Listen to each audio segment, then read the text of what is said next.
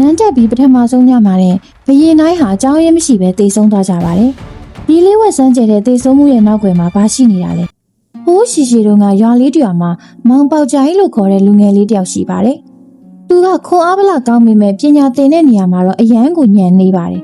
တခြားတငယ်ချင်းတွေကစာရီတက်ပညာတွေတက်မြောက်သွားချိန်မှာမောင်ပေါကြိုင်ကတော့ဘာမှကိုမတက်သေးပါဘူးဒါပေမဲ့လေသူကဇွဲမလျှော့ပါဘူးဆရာဖြစ်သူကလည်းမောင်ပေါကြိုင်ရဲ့ဇွဲလုံးလကိုသဘောကျတာကြောင့်သူနဲ့ကိုက်ညီမဲ့ပညာတစ်ခုကိုသင်ပေးဖို့ဆုံးဖြတ်လိုက်ပါတယ်အဲ့ဒါကတော့စာရီအများကြီးသင်ပေးတာမဟုတ်ဘဲအသက်အရွယ်ကြီးတဲ့အထိအသုံးဝင်မဲ့စကားကြီးသုံးခုကိုသင်ပေးလိုက်တာပါပဲဆရာကမောင်ပေါကြိုင်ကိုခေါ်ပြီးငါတပည့်မင်းကိုဆရာစကားသုံးခုပဲသင်ပေးလိုက်မယ်တေချာမှတ်ထားပါပထမတစ်ခွန်းကသွားပါများခရီးရောက်ဒုတိယတစ်ခွန်းကမေးပါများစကားရတတိယတစ်ခွန်းကတော့မအိပ်မနေအသက်ရှည်တဲ့ဒီစကားကြီးသုံးခုကိုဘယ်တော့မှမမေ့စေနဲ့လို့မှားကြပြီးအိမ်ကိုပြန်လွှတ်လိုက်တယ်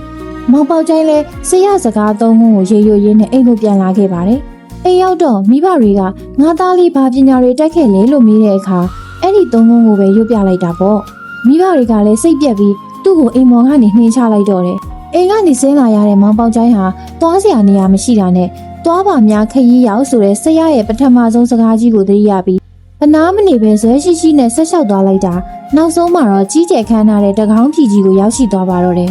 တကောင်းပြည်ကိုရောက်တဲ့အခါမောင်ပေါကြိုင်ကမြို့လေကောင်မှာလူတွေစုယုံဖြစ်နေတာကိုတွေ့လိုက်ရတယ်ဒါနဲ့ဆရာသင်ပေးလိုက်တဲ့မေးပါများစကားရဆိုတဲ့ဒုတိယစကားကြီးကိုသတိရသွားတယ်အခြေအနေကိုသိရအောင်အနားကလူတွေကိုဝင်မေးလိုက်တော့တာပေါ့အဆွေတို့ဒီမှာဘာတွေဖြစ်နေကြတာလဲအဲ့ဒီအခါရွာသားတယောက်ကပြန်ပြေးလိုက်တယ်မင်းကဒီမျိုးကမဟုတ်ဘူးထင်တယ်ငါတို့တကောင်းပြည်မှာဘယင်မရှိတော့ဘူးလေဘယင်လုံးမဲ့သူတိုင်းဟာနန်းတက်ပြီးပထမဆုံးညမှာပဲမိဖုရားကြီးရဲ့အဆောင်မှာအကြောင်းရင်းမရှိပဲသေဆုံးကုန်ကြတယ်အခုဆိုဘယ်သူမှဘယင်မလုပ်ရဲကြတော့ဘူးဒါကြောင့်တိုင်းပြည်ကိုအုပ်ချုပ်ဖို့ဘယင်အသိရှာနေကြတာကွမောင်ပေါကြိုင်ကစဉ်းစားလိုက်တယ်သူကစင်ရဲသားအိမ်ကလည်းနှင်ချခံထားရတယ်တေးရမှာကိုလည်းမကြောက်တာနဲ့ဒါဆိုအဲ့ဒီဘယင်နေရာကိုကျွန်တော်ယူမယ်လို့ရဲရဲဝံ့နဲ့ထွက်ပြောလိုက်ပါတော့လေ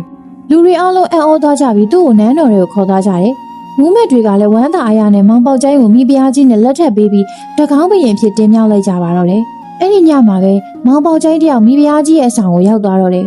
မိဖုရားကြီးကတော့တိတ်မကြခင်သေရတော့မယ်ဒီလူငယ်လေးကိုကြည့်ပြီးစိတ်မကောင်းဖြစ်နေကြတာပေါ့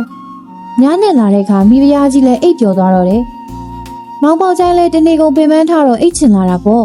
အဲ့ဒီချိန်မှာဆရာသင်ပေးလိုက်တဲ့နောက်ဆုံးစကားကြီးကိုဖြတ်ခနဲ့သိရလိုက်ပါတယ်မအိပ်မနေအသက်ရှည်တဲ့ဒီစကားကိုသတိရသွားတဲ့မောင်ပေါကြိုင်ဟာအိတ်နေမဲ့အစားညံတစ်ခုထုတ်လိုက်တယ်အခန်းထဲမှာရှိတဲ့ငှက်ပြောတုံးကြီးတုံးကိုယူ